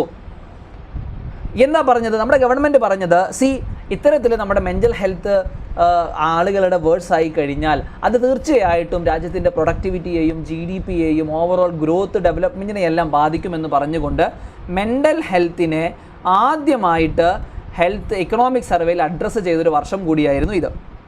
ഓക്കെ, അപ്പോൾ അതിൻ്റെ അടിസ്ഥാനത്തിലാണ് നമ്മൾ ഈ ആർട്ടിക്കിൾ പ്രധാനപ്പെട്ടതാണ്. കാരണം അത്തരത്തിൽ മെൻ്റൽ ഹെൽത്തിനെ പ്രൊട്ടക്റ്റ് ചെയ്യാനും അത്തരത്തിലുള്ള അസുഖങ്ങളെ കൃത്യമായി ഡിറ്റക്റ്റ് ചെയ്യാനും പ്രെഡിക്റ്റ് ചെയ്യാനും പറ്റുന്ന രീതിയിലുള്ള ഒരു കണ്ടുപിടുത്തം നമ്മുടെ സയൻറ്റിസ്റ്റുകൾ ചെയ്തു, നമ്മുടെ മെഡിക്കൽ പ്രൊഫഷണൽസ് ചെയ്തു എന്നുള്ളതാണ്. ഈ പഠനം നാച്ചുർ മെഡിസിൻ എന്ന് പറയുന്നതിൽ വന്ന ഒരു പഠനമാണ്. ഇതിൽ അവർ പ്രധാനമായിട്ടും ഡിപ്രഷൻ്റെ, നമുക്കറിയാം ഡിപ്രഷൻ, വിഷാദ രോഗം എന്നൊക്കെ പറയുന്നു, ഡിപ്രഷൻ്റെ 6 സബ് ടൈപ്പുകൾ അവർ കണ്ടുപിടിച്ചു എന്നുള്ളതാണ്. അതെങ്ങനെയാണ് കണ്ടുപിടിച്ചത്? FMRI അല്ലെങ്കിൽ ഫങ്ഷണൽ മാഗ്നറ്റിക് റെസൊണൻസ് ഇമേജിംഗ് വഴിയാണ് കണ്ടുപിടിച്ചത്. ഈ ഒരു ടെക്നോളജിയും കൂടി ഒന്ന് ഓർത്തിരിക്കുക, FMRI. ഓക്കെ, അപ്പോൾ ഇതിലൂടെ എന്താണ് ഈ സബ് ടൈപ്പിന് എങ്ങനെയാണ് ഈ ഒരു ഡിപ്രഷനുള്ള ആളുകളെ സഹായിക്കാൻ പറ്റുന്നത്? കാരണം ഈ ഡിപ്രഷനുള്ള ആളുകൾക്ക് ഏതൊക്കെ ആൻറ്റി ഡിപ്രസൻസ് ആണ് അല്ലെങ്കിൽ ഏതൊക്കെ തെറാപ്പീസ് ആണ് അവർക്ക് ഇൻഡിവിജ്വൽ സ്പെസിഫിക് ആയിട്ട് എഫക്റ്റീവായിട്ട് ആവശ്യം വരിക, ഇത് കൃത്യമായിട്ട് നമുക്ക് പ്രെഡിക്റ്റ് ചെയ്യാൻ ഈ പറയുന്ന കണ്ടുപിടുത്തത്തിന് സാധിക്കുന്നു എന്നുള്ളതാണ് ഈ ഒരു കണ്ടുപിടുത്തത്തിന് ഏറ്റവും ശ്രദ്ധേയമാണ്. അപ്പോൾ ഞാൻ പറഞ്ഞു, മെൻ്റൽ ഹെൽത്ത് എന്ന് പറയുന്നത് നമ്മുടെ ഗവൺമെൻറ്, നമ്മുടെ ഇക്കണോമിക് സർവേ പ്രയോറിറ്റൈസ് ചെയ്തൊരു വർഷമായിരുന്നു. അതുകൊണ്ട് തന്നെ മെൻ്റൽ ഹെൽത്തിൻ്റെ ഒരു ഭാഗമായിട്ടുള്ള ഡിപ്രഷനെ കൃത്യമായിട്ട് മനസ്സിലാക്കാനും അതിന് ഇൻഡിവിജ്വൽ പേഷ്യൻസിനെ കൃത്യമായിട്ട് ട്രീറ്റ് ചെയ്യാനും ഡയഗ്നോസ് ചെയ്യാനൊക്കെ ഉപയോഗിക്കുന്ന ഒരു ഇൻവെൻഷൻ ആയിരുന്നു ഇത്. ഓക്കെ, അപ്പോൾ ഇതിലൂടെ പ്രധാനമായിട്ടും നമുക്ക് ഈ ഒരു പഠനത്തിൻ്റെ പ്രധാന ഉദ്ദേശം എന്ന് പറയുന്നത്, ഇത് എങ്ങനെ നമ്മുടെ ബ്രെയിൻ ആക്ടിവിറ്റിയെ ഇത് ബാധിക്കുന്നു, അല്ലെങ്കിൽ എങ്ങനെയാണ് ഇതിനെ നമുക്ക് ഡയഗ്നോസ് ചെയ്യാൻ പറ്റുന്നത്, ഇതൊക്കെ നമുക്ക് മനസ്സിലാക്കാൻ വേണ്ടി സാധിക്കുന്നു. ഇനി ഇതുമായിട്ട് ബന്ധപ്പെട്ടിട്ട് നമുക്കുള്ളൊരു വലിയ ചലഞ്ച് എന്ന് പറയുന്നത്, ഏകദേശം 30% ആളുകൾ അവരുടെ ഡിപ്രഷൻ മാറാൻ വേണ്ടിയിട്ടുള്ള ഒരു ട്രഡീഷണൽ കൺവെൻഷണൽ ട്രീറ്റ്മെൻറ്റിനോട് അവർക്ക് റെസ്പോൺസീവ് ഉണ്ടാവാറില്ല പലപ്പോഴും. അപ്പോൾ സംഭവിക്കുന്നത് ഏകദേശം 30% ആളുകൾ അവരുടെ ആ അസുഖം വെച്ചുകൊണ്ട് ജീവിക്കുന്നു എന്നുള്ളതാണ്. അത് അലാമിംഗ് ആയിട്ടുള്ള ഒരു നമ്പറാണ്. അവിടെയാണ് ഇത്തരത്തിലുള്ള FMRI വെച്ചിട്ടുള്ള ഈ ഒരു കണ്ടുപിടുത്തം, ഈ ഒരു സബ് ടൈപ്പിൻ്റെ കണ്ടുപിടുത്തത്തെ തീർച്ചയായിട്ടും ഒരു നീഡ് ഓഫ് ദ അവർ ആയിട്ട് മാറുന്നത്. ഓക്കെ, ഇനി എങ്ങനെയാണ് ഇതിലൂടെ ഈ സബ് ടൈപ്പുകളെ കണ്ടുപിടിച്ചത്? ഈ FMRI വെച്ചിട്ടാണ് കണ്ടുപിടിച്ചത്. ഏകദേശം 6 യുണീക്ക് സബ് ടൈപ്പുകളാണ് കണ്ടുപിടിച്ചിട്ടുള്ളത്. 6 യുണീക്ക് സബ് ടൈപ്പുകളാണ് കണ്ടുപിടിച്ചിട്ടുള്ളത്. അത് അവർ 6 സർക്യൂട്ടുകൾ യൂസ് ചെയ്തുകൊണ്ടാണ് attention, salience, cognitive functions and emotional responses എന്ന് പറയുന്ന 6 സർക്യൂട്ടുകളെ യൂസ് ചെയ്തുകൊണ്ടാണ് ഈ ബ്രെയിൻ ആക്ടിവിറ്റി പാറ്റേൺസ് അവർ കണ്ടുപിടിച്ചിരിക്കുന്നത്. ഇതിൻ്റെ വൈഡർ ആപ്ലിക്കേഷൻ എന്താണ്? ഈ ഡിപ്രഷനുള്ള ആളുകളെ കൃത്യമായിട്ട് അവർക്ക് ഇൻഡിവിജ്വൽ സ്പെസിഫിക് ആയിട്ട് അവർക്ക് ഏതാണ്, ട്രീറ്റ്മെൻ്റ് ആണോ തെറാപ്പിയാണോ എന്ന് അവർക്ക് ഉപയോഗപ്പെടുക എന്നുള്ള രീതിയിൽ അത് നമുക്ക് ഡയഗ്നോസ് ചെയ്യാൻ പറ്റുന്നു എന്നുള്ളതാണ്. ഓക്കെ, ഇനി ഇതിൻ്റെ 2 ഇംപ്ലിക്കേഷൻസ് എന്ന് പറയുന്നത്, ഒന്ന്, നമുക്ക് ആ ട്രീറ്റ്മെൻറ്റിൻ്റെ റെസ്പോൺസ് നമുക്ക് പ്രെഡിക്റ്റ് ചെയ്യാൻ പറ്റുന്നു. ആൻറ്റി ഡിപ്രസൻസ് വേണോ തെറാപ്പീസ് വേണോ, ഇത് തന്നെയാണ് ഇതിൽ ഏറ്റവും ഇമ്പോർട്ടൻ്റ് ആയിട്ടുള്ള കാര്യം. 2, അതർ സബ് ടൈറ്റുകളുമായി ബന്ധപ്പെട്ടുള്ള ചലഞ്ചസ് എന്ന് പറയുന്നത്, അവിടെ ഒരു ചലഞ്ച് വന്നിട്ടുണ്ടായിരുന്നത് 3 സബ് ടൈപ്പുകളെ അത് ലിങ്ക് ചെയ്യാൻ പറ്റിയിട്ടില്ല എന്നുള്ളതായിരുന്നു. But that's not important. പക്ഷേ ഇവിടെ നമ്മൾ ഈ ആർട്ടിക്കിളിൽ നിന്ന് മനസ്സിലാക്കേണ്ട കാര്യം, എങ്ങനെ ഇത് മെൻ്റൽ ഹെൽത്തിനെ മെൻ്റൽ ഹെൽത്തിൻ്റെ ഇമ്പ്രൂവ്മെൻറ്റിലേക്ക് കോൺട്രിബ്യൂട്ട് ചെയ്യുന്നു എന്നുള്ളതാണ്. ഡിപ്രഷനുള്ള ആളുകളെ കൃത്യമായി കണ്ടുപിടിച്ച് അവർക്ക് തെറാപ്പിയാണോ മെഡിക്കേഷനാണോ വേണ്ടതെന്ന് കൃത്യമായിട്ട് പറയും. ഇതിൻ്റെ ഒരു കൺക്ലൂഷനായിട്ട് നമുക്ക് പറയാൻ പറ്റുന്നത് നമ്മുടെ രാജ്യത്തെ സൈക്കാട്രി മേഖലയെ ട്രാൻസ്ഫോം ചെയ്യുന്ന ഒരു കണ്ടുപിടുത്തമാണ്. ഗ്ലോബലി നമ്മുടെ രാജ്യത്തായാലും നമ്മുടെ സംസ്ഥാനത്തിനായാലും നമ്മുടെ ഗ്ലോബൽ ലെവലിനായാലും ഇത്തരത്തിലുള്ള ഡിപ്രഷൻ അനുഭവിക്കുന്ന മെൻ്റൽ ഹെൽത്ത് ബുദ്ധിമുട്ടുന്ന ആളുകളെ സഹായിക്കുന്ന ഒരു പഠനമാണ് ഇതിൽ നടന്നിരിക്കുന്നത്. ഞാൻ ഇത് പറയാൻ കാരണം ഈ വർഷം എക്കണോമിക് സർവേയിൽ കൃത്യമായിട്ട് ഇതിനെക്കുറിച്ച് പ്രതിപാദിച്ചു എന്നുള്ളതാണ്. അടുത്ത ഒരു article, new migrant realities in Karnataka's gig sector. അപ്പോൾ ഇത് നമുക്ക് ലിങ്ക് ചെയ്യാൻ പറ്റുന്നത് പ്രിലിംസിൽ ഇക്കണോമിക്സിലും, ഇവിടെ ഞാൻ സിലബസ് കൊടുത്തതിൽ ചെറിയ തെറ്റുണ്ട്. ഓക്കെ, സിലബസ് കൊടുത്തതിൽ ചെറിയ തെറ്റുണ്ട്. പ്രിലിംസിൽ എക്കണോമിക്സിലും അതേപോലെ മെയിൻസിലും നമുക്ക് economics general studies paper 3 economics ഭാഗത്തേക്കും ലിങ്ക് ചെയ്യാൻ പറ്റുന്നതാണ്. കർണാടക നിലവിൽ ഒരു ലോക്കൽ റിസർവേഷൻ ബില്ല് കൊണ്ടുവന്നിരുന്നു.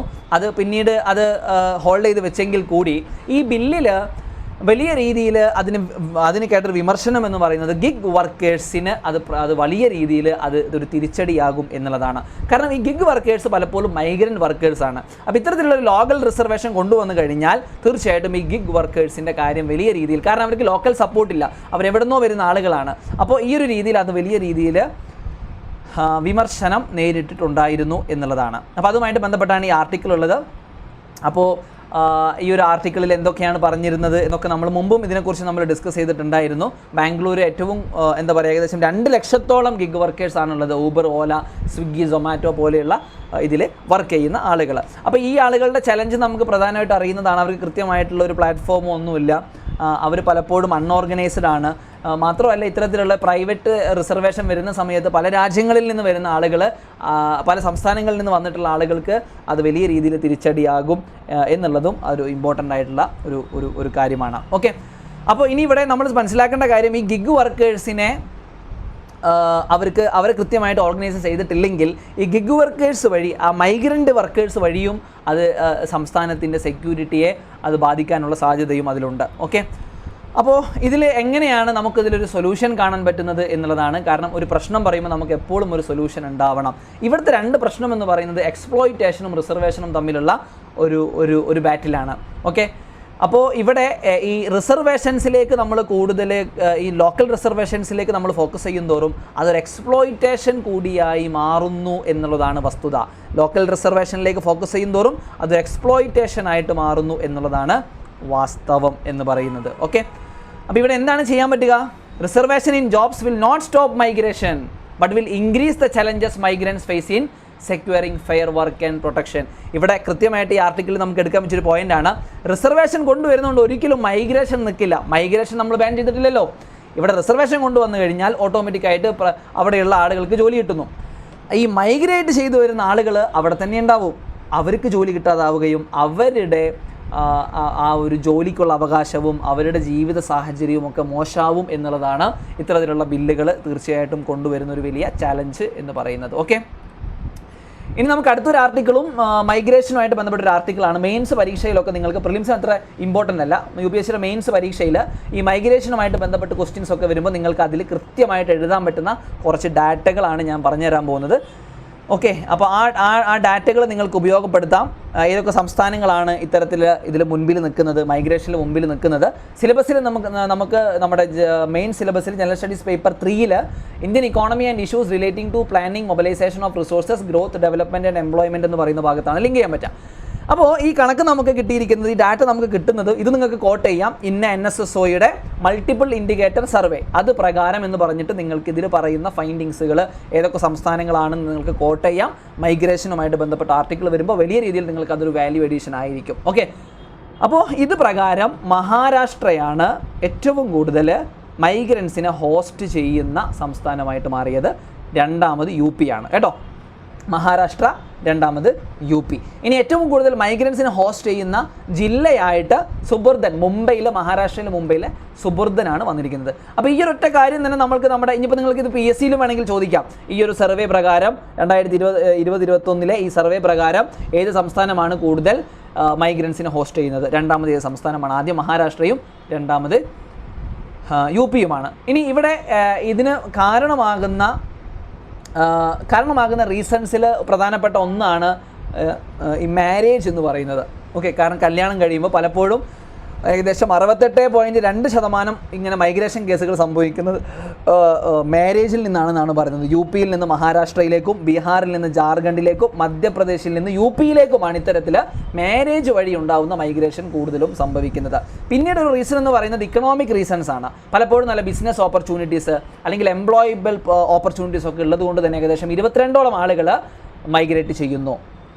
അത്തരത്തിലുള്ള മൈഗ്രേഷൻ, എക്കണോമിക് റീസൺസ് കൊണ്ടുള്ള മൈഗ്രേഷൻസിൽ ലീഡ് ചെയ്യുന്ന പെയേഴ്സ് എന്ന് പറയുന്നത് യു പിയിൽ നിന്ന് മഹാരാഷ്ട്രയിലേക്ക്, രണ്ടാമത് യു പിയിൽ നിന്ന് ഡൽഹിയിലേക്ക്, മൂന്നാമത് ബീഹാറിൽ നിന്ന് വെസ്റ്റ് ബംഗാളിലേക്ക്. ഓക്കെ, അപ്പോൾ ഇത് ഞാൻ പറഞ്ഞത് ഇത് നമുക്ക് നല്ല ഡാറ്റയായിട്ട് ഉപയോഗിക്കാൻ പറ്റുന്ന ഒരു ആർട്ടിക്കിളാണ്. ഇവിടെ ജസ്റ്റ് ഇത്ര അറിഞ്ഞാൽ മതി. മഹാരാഷ്ട്രയാണ് ഏറ്റവും കൂടുതൽ മൈഗ്രൻസിനെ ഹോസ്റ്റ് ചെയ്യുന്നത്. 2 പ്രധാനമായ റീസൺസ് ആണുള്ളത്. ഒന്ന് മാരേജ് ആണ്, ഒന്ന് ജോബാണ്, എക്കണോമിക് ഓപ്പർച്യൂണിറ്റീസ് ആണ്. അപ്പോൾ ഈ കാര്യങ്ങളൊന്നും നമ്മൾ കോംപ്രഹെൻസീവ് മനസ്സിലാക്കി വെച്ച് കഴിഞ്ഞാൽ എംപ്ലോയ്മെൻറ്റിനെ കുറിച്ചോ മൈഗ്രേഷനെ കുറിച്ചോ ഒക്കെ ചോദ്യം വന്നു കഴിഞ്ഞാൽ നമുക്ക് നമ്മുടെ ആൻസറിൽ എഴുതാൻ പറ്റും. അപ്പോൾ ഞാൻ ഒരിക്കൽ കൂടി പറയുന്നു, ഈ ടെക്നിക്കൽ ടേംസുകൾ ഈ ഓരോ ആർട്ടിക്കിളുകളിലും അത് അപ്ലിക്കബിൾ ആയ ആർട്ടിക്കിളുകൾ ഞാൻ കൊടുത്തിട്ടുണ്ട്. നിങ്ങളുടെ vocabulary, subject specific vocabulary entry ചെയ്യാൻ അത് ഒരുപാട് സഹായിക്കുമെന്നാണ് ഞാൻ വിശ്വസിക്കുന്നത്. ഓക്കെ, ഇനി അടുത്തൊരു article, beware of deceptive dark patterns in influencing consumers product choice. ഈ ഡാർക്ക് പാറ്റേൺസ്, ഇപ്പോൾ നമ്മളെല്ലാവരും ഇത് ഒരു തവണ അല്ലെങ്കിൽ മറ്റൊരു തവണ അനുഭവിച്ചിട്ടുള്ള ആൾക്കാരാണ്. അപ്പോൾ ഇതുമായിട്ട് ബന്ധപ്പെട്ടിട്ട് കൃത്യമായിട്ടുള്ള ഒരു ഗൈഡ് ലൈൻസ് ഇഷ്യൂ ചെയ്തിരിക്കുകയാണ് സ്റ്റാൻഡേർഡ്സ് കൗൺസിൽ ഓഫ് ഇന്ത്യ എന്ന് പറയുന്ന ഒരു ബോഡി. അപ്പോൾ നമുക്കിവിടെ എന്താണ് അപ്പോൾ ഇത് സിലബസിൽ എവിടെ ലിങ്ക് ചെയ്യാൻ പറ്റും നമുക്ക് ആദ്യം നോക്കാം. സിലബസിൽ പ്രിലിംസിലും മെയിൻസിലും നമുക്കിത് ലിങ്ക് ചെയ്യാൻ പറ്റും. UPSCയുടെ സിവിൽ സർവീസിൻ്റെ സിലബസിൽ ജനറൽ സയൻസ് എന്ന് പറയുന്ന ഭാഗത്തേക്കും, മെയിൻസിൽ general studies paper 3 awareness in the field of IT, space, computers, robotics, nanotechnology, biotechnology എന്ന് പറയുന്ന ഭാഗത്തും നമുക്ക് ലിങ്ക് ചെയ്യാൻ പറ്റും. അപ്പോൾ ആരാണിത് പറഞ്ഞിരിക്കുന്നത്? Advertising standard council of India. കൃത്യമായിട്ട് ഈ ഡാർക്ക് പാറ്റേൺസിനെ, ആളുകളെ മിസ്ലീഡ് ചെയ്യുന്ന, പലപ്പോഴും അവരുടെ ചോയ്സിനെ ബാധിക്കുന്ന, ഏത് സാധനം വാങ്ങണം എന്നുള്ള ചോയ്സിനെ ബാധിക്കുന്ന ഒരു കാര്യമാണിത്. ഓക്കെ, ഇത് യൂസേഴ്സിനെ മണിപ്പുലേറ്റ് ചെയ്യുകയും ഒരു അൺഎത്തിക്കൽ ഡിജിറ്റൽ ഡിസൈൻ ചെയ്തുകൊണ്ട് നമ്മുടെ ഡിസിഷൻ മേക്കിങ്ങിനെ, ഇവിടെ ഏറ്റവും പ്രധാനമായിട്ട് എഴുതേണ്ട ഒന്നാണ് നമ്മുടെ ഡിസിഷൻ മേക്കിങ്ങിനെ. ഇപ്പം നമ്മളൊരു സാധനം വാങ്ങാൻ നിൽക്കുമ്പോൾ മറ്റൊരു സാധനം കൂടി അതിൻ്റെ കൂടെ വാങ്ങാൻ നമ്മളെ പ്രേരിപ്പിക്കുകയും നമ്മൾ ഒരു സാധനം വാങ്ങാൻ വന്ന നമ്മളെ ഡിസിഷൻ മാറ്റുകയൊക്കെ ചെയ്യും. അപ്പോൾ ഇങ്ങനെ ഒരുപാട് രീതിയിലുണ്ട്. അത് പ്രധാനമായിട്ടും കാണുന്ന 3 കാര്യങ്ങളെന്ന് പറയുന്നത്, പ്രധാനമായിട്ട് കാണുന്നത് ഒന്ന് ഇൻ്റർഫേസ് ഇൻ്റർഫിയറൻസ് ആണ്. എന്താണ് ഇതെന്ന് പറയുന്നത്? നമ്മുടെ വിഷ്വൽ പ്രസൻറ്റേഷനെ മണിപ്പുലേറ്റ് ചെയ്യുകയാണ്. നമുക്കത് ആവശ്യമില്ലെങ്കിലും leading users toward them even if they might prefer another option. ആ വിഷ്വൽ പ്രസൻറ്റേഷനിലൂടെ നമ്മൾ വാങ്ങാൻ ഉദ്ദേശിക്കാത്തൊരു സാധനത്തെ നമ്മളെ കൊണ്ട് വാങ്ങിപ്പിക്കുക. 2 കൺഫേം ഷെയ്മിങ്. എന്താണ് കൺഫേം ഷെയ്മിങ് എന്ന് പറഞ്ഞു കഴിഞ്ഞാൽ? നമ്മുടെ ഡിസിഷൻസിനെ ഇങ്ങനെ ഇൻഫ്ലുവൻസ് ചെയ്യിപ്പിക്കുക. അപ്പോൾ നമ്മൾ ചില സാധനങ്ങളൊക്കെ വാങ്ങുമ്പോൾ ഉണ്ടാവും അപ്ഗ്രേഡ് നൗ. ഇപ്പോൾ നമ്മളൊരു ഒരു സാധനം വാങ്ങി അല്ലേ, ഇപ്പോൾ നമ്മളത് പലപ്പോഴും ഇപ്പോൾ ഹിന്ദുവിൻ്റെ ഇതിലായാലും ഇപ്പോൾ നമ്മൾ ഏതൊരു സൈഡിൽ കയറിയാലും ഉണ്ടായിരിക്കും നമുക്ക്. അതായത് നമ്മളൊരു സാധനം യൂസ് ചെയ്തുകൊണ്ടിരിക്കുകയാണ്, അപ്പോൾ നമ്മൾക്ക് അതേ ആവശ്യമുള്ളൂ, പക്ഷേ നമ്മൾ ഒന്ന് അപ്ഗ്രേഡ് ചെയ്യിപ്പിക്കുക. അപ്പോൾ ChatGPTയിലൊക്കെ നമുക്കത് കാണുന്നുണ്ട് അല്ലേ. അപ്പോൾ അതിൻ്റെ എക്സാമ്പിളാണ്. മറ്റൊന്നാണ് ബാസ്ക്കറ്റ് സ്നീക്കിങ്. ഇത് വളരെ പ്രധാനപ്പെട്ട ഒന്നാണ്. അതായത് നമ്മളൊരു സാധനം വാങ്ങാൻ വേണ്ടി പൈസ കൊടുക്കാൻ പോകുമ്പോൾ നമുക്ക് ആവശ്യമില്ലാത്ത ഒരു സാധനം, ഇപ്പോൾ അതിന് ചാരിറ്റി ഡൊണേഷൻ അതിന് കൂടെ വരാം. Please donate 2 rupees four charity എന്ന് പറഞ്ഞിട്ട് നമ്മൾ സാധനം വാങ്ങുന്നതിന് കൂടെ നമ്മുടെ അനുവാദമില്ലാതെ വരിക. ഇതാണ് ബാസ്ക്കറ്റ് സ്നീക്കിംഗ് എന്ന് പറയുന്നത്. അപ്പോൾ ഇതെല്ലാം ഈ ഡാർക്ക് പാറ്റേണിൻ്റെ ഭാഗമാണ്, കൺസ്യൂമറുടെ ചോയ്സിനെ ബാധിക്കുന്ന കാര്യമാണ്. അപ്പോൾ ഈ കാര്യങ്ങളെല്ലാം കൃത്യമായിട്ട് ഗൈഡ് ലൈൻസ് കൊണ്ടുവന്നിരിക്കുന്നതാണ് ഈ ആർട്ടിക്കിലൂടെ ഡിസ്കസ് ചെയ്യുന്നത്. ഓക്കെ, പിന്നെ ഒന്നാണ് പ്രൈവസി ഡിസെപ്ഷൻ എന്ന് പറയുന്നത്. അതായത് നമ്മളുടെ പേഴ്സണൽ ഡാറ്റ, കൂടുതൽ പേഴ്സണൽ ഡാറ്റ, ആവശ്യമുള്ളതിനേക്കാൾ ഡാറ്റ അവരാവശ്യപ്പെടുകയും നമ്മൾ കൊടുക്കേണ്ടി വരികയും ചെയ്യുക. അപ്പോൾ ഇത്തരത്തിലുള്ള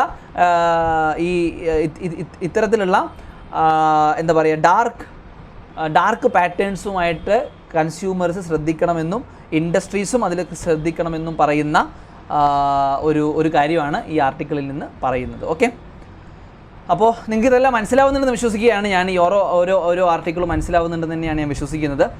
കാരണം ഇതൊക്കെ മെയിൻസിൽ നിങ്ങൾക്ക് വരുന്നതാണ്. പ്രത്യേകിച്ച് ഈ ടൈപ്പുകൾ ഏതൊക്കെയാണ്, ഇതൊക്കെ രീതിയിലാണ്, ഇതെല്ലാം നിങ്ങൾ എൻകൗണ്ടർ ചെയ്തിട്ടുണ്ടായിരിക്കും അല്ലേ. ഇപ്പോൾ ചാരിറ്റി പെട്ടെന്ന് വരിക, ഡൊണേറ്റ് എന്ന് പറയുക, അപ്പോൾ ഇതൊക്കെ വരുന്നതാണ്. ഇതിൽ ടെക്നിക്കൽ ടേംസും ഞാൻ അവസാനത്തിൽ കൊടുത്തിട്ടുണ്ട്. അടുത്തത് ഇതും ഒരു PSCക്കൊക്കെ ഉപയോഗപ്പെടുന്ന ഒരു കണ്ടൻറ്റാണ്. തായ്ലാൻഡിൻ്റെ പുതിയ PM ആയിട്ട് പെയ്ത്തോങ്, എങ്ങനെയാണ് കറക്റ്റ് പ്രൊണൗൺസിയേഷൻ എനിക്കറിയില്ല, Paetongtarn whatever the spelling ഓർത്ത് വെക്കുക. അദ്ദേഹം തായ്ലൻഡിൻ്റെ പുതിയ പ്രധാനമന്ത്രിയായിട്ട് അധികാരമേറ്റിരിക്കുന്നു എന്നുള്ള വാർത്തയാണ്.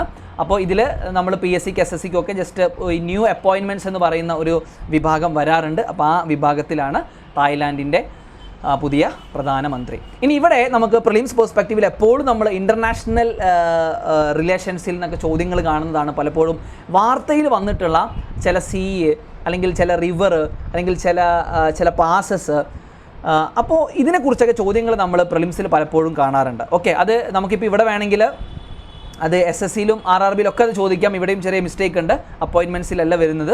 ഇതേപോലെ ഏതെങ്കിലും ഒരു പ്ലേസ്, ഒരു ഓഷ്യനൊക്കെ വാർത്തയിൽ എന്തെങ്കിലും കാരണങ്ങൾ കൊണ്ട് വരുന്നുണ്ടെങ്കിൽ, ഇപ്പോൾ UPSCയിലാണെങ്കിൽ നമ്മൾ കഴിഞ്ഞ കുറച്ച് സമയമായിട്ട് നമ്മൾ കാണുന്നത് എൻവയൺമെൻറ്റൽ ഇമ്പാക്റ്റുകൾ ഏതെങ്കിലും ഒരു ഇപ്പോൾ റിവറോ ഓഷ്യൻസിലൊക്കെ കാണുകയാണെങ്കിൽ ആ ഓഷ്യൻസിനെ കുറിച്ചോ റിവറിനെ കുറിച്ചോ ചോദിച്ചിട്ട് അത് എവിടെയാണ് എന്ന് ചോദിക്കുന്ന ചോദ്യം നമ്മൾ പലപ്പോഴും കാണാറുണ്ട്. അപ്പോൾ ഇവിടെ ഈ ഒഡർ റിവർ എന്ന് പറയുന്ന ഒരു റിവറിനെ കുറിച്ചാണ് നമ്മൾ ആദ്യം അറിഞ്ഞിരിക്കേണ്ടത്. അത് എവിടെയാണ് എന്നുള്ളതാണ്. അതാണ് ഏറ്റവും പ്രധാനപ്പെട്ട ഒന്നാമത്തെ കാര്യം. അത് പോളണ്ടിലാണ്. കാരണം ആ റിവറിൽ പോളണ്ട് ഗവൺമെൻറ് അവർക്ക് ഒരു ധീരമായ തീരുമാനമെടുത്തുകൊണ്ട് ഈ പറയുന്ന ഈ റിവറിൽ മത്സ്യങ്ങൾ ചത്ത് പൊന്തുന്നതിനെ തടയാൻ വേണ്ടിയിട്ടുള്ള ഒരു തീരുമാനം എടുക്കുന്നു. ആ ഒരു വാർത്ത കാരണത്താൽ ഈ പറയുന്ന ഒഡർ റിവർ വാർത്തയിലുണ്ട്. അപ്പോൾ അതൊരു എൻവയൺമെൻറ്റൽ കോസ് തന്നെയല്ലേ? ആണ്. കാരണം ടോക്സിക് ആയിട്ടുള്ള ആൽഗേസ് കണ്ടെയ്ൻ ചെയ്യുന്നത് കൊണ്ട്. അതുകൊണ്ടാണ് ഞാൻ പറഞ്ഞത് ഈ റിവർ എവിടെ ലൊക്കേറ്റ് ചെയ്യുന്നു എന്നുള്ളത് നമുക്ക് അറിഞ്ഞിരിക്കേണ്ടതാണ്. ഇതിൽ നിന്ന് ഇമ്പോർട്ടൻ്റ് ആയിട്ടുള്ള ഒന്ന് അത് പോളണ്ടിലാണ്. പിന്നെ രണ്ടാമത്തെ കാര്യം, ഇത് എവിടെ നിന്ന് ഒറിജിനേറ്റ് ചെയ്യുന്നു എന്നുള്ളതും നമ്മൾ അറിഞ്ഞിരിക്കണം. ഇത് ചെക്ക് റിപ്പബ്ലിക്കിൽ നിന്നാണ് ഒറിജിനേറ്റ് ചെയ്യുന്നത്. പോളണ്ടിൽ ഇത് ഒറിജിനേറ്റ് ചെയ്യുന്നത് ചെക്ക് റിപ്പബ്ലിക്കിലാണ്. പിന്നീട് അത് വെസ്റ്റേൺ പോളണ്ടിലൂടെ ഒഴുകി പോളണ്ടും ജർമ്മനിയും തമ്മിലുള്ള ബോർഡറിലൂടെ ഒഴുകി പിന്നീട് അത് ചെന്ന് അവസാനിക്കുന്നത് സെസിൻ ലഗൂണിലാണ്, സെസിൻ എന്ന് പറയുന്ന സ്ഥലത്തിനോട്. ഇനി ഈ റിവറിൻ്റെ പ്രത്യേകത എന്ന് പറയുന്നത് പോളണ്ടിൻ്റെ സെക്കൻഡ് ലാർജസ്റ്റ് റിവറാണ് and third longest within its borders following the Vistula and the Warta. അപ്പോൾ പോളണ്ടിൻ്റെ സെക്കൻഡ് ലോങ്ങസ്റ്റ് റിവറാണ്. അപ്പോൾ ഈ കാരണങ്ങൾ കൊണ്ടൊക്കെ ഇത് ഇങ്ങനെ പലപ്പോഴും നമ്മൾ ചോദ്യങ്ങൾ കണ്ടിട്ടുണ്ട് കേട്ടോ. ഇത്തരത്തിലുള്ള റിവേഴ്സ് എന്തെങ്കിലും ഒരു എൻവയൺമെൻറ്റൽ കാരണങ്ങൾ കൊണ്ട് വാർത്തയിൽ വരുന്ന റിവേഴ്സിനെ അത് ഏത് രാജ്യത്താണ്, സിമ്പിളാണ്, അത്രയേ ഉള്ളൂ. ഡൈമെൻഷൻസ് അധികം പോകേണ്ട ആവശ്യമില്ല. അപ്പോൾ ഒഡർ റിവർ പോളണ്ടിലാണ്. അത് എവിടെ നിന്ന് ഒറിജിനേറ്റ് ചെയ്യുന്നു? ചെക്ക് റിപ്പബ്ലിക്കിൽ നിന്ന്. ഇത്രയെങ്കിലും നമ്മൾ അറിഞ്ഞിരിക്കാൻ വേണ്ടി ശ്രമിക്കുക. സോ കൂട്ടുകാരെ, നമ്മൾ ഇന്നത്തെ നമ്മുടെ ഡിസ്കഷൻ അവസാനിക്കുകയാണ്. അപ്പോൾ നിങ്ങൾക്ക് എല്ലാവർക്കും നമ്മുടെ ന്യൂസ് പേപ്പർ ഉപകാരപ്പെടുന്നു എന്ന് വിശ്വസിക്കുന്നു. ഞാൻ ഒരു റിക്വസ്റ്റ് കൂടി പറയുകയാണ്. ഇത് നമ്മുടെ യൂട്യൂബ് ചാനലാണ്. ഈ യൂട്യൂബ് ചാനലിനെ വളരാൻ നിങ്ങളെല്ലാവരും സഹായിക്കണം. ഈ വീഡിയോ കണ്ട് നിങ്ങളുടെ അഭിപ്രായം നിങ്ങൾ കമൻറ്റ് ചെയ്യുക. ഈ ചാനൽ സബ്സ്ക്രൈബ് ചെയ്യുക. നിങ്ങളുടെ ഫ്രണ്ട്സിലേക്ക്, നിങ്ങളുടെ സുഹൃത്തുക്കളിലേക്ക്, നിങ്ങളുടെ കോളേജ് മേറ്റ്, നിങ്ങളുടെ ആസ്പിറൻറ്റ് കമ്മ്യൂണിറ്റി, സ്കൂൾ മേറ്റ്സിലേക്ക് എല്ലാം ഷെയർ ചെയ്യുക. അവരോട് സബ്സ്ക്രൈബ് ചെയ്യാൻ ആവശ്യപ്പെടുക, വീഡിയോസ് കാണാൻ ആവശ്യപ്പെടുക. ഇതിൻ്റെ മെറ്റീരിയൽ വേണമെങ്കിൽ തീർച്ചയായിട്ടും അവരോട് കോൺടാക്ട് ചെയ്യാൻ പറയുക.